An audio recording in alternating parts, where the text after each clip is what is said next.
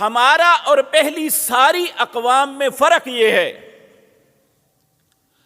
ہر ملت، ہر قوم، ہر مذہب کے لوگوں نے بعض نبیوں سے محبت کی اور بعض کی مخالفت کی۔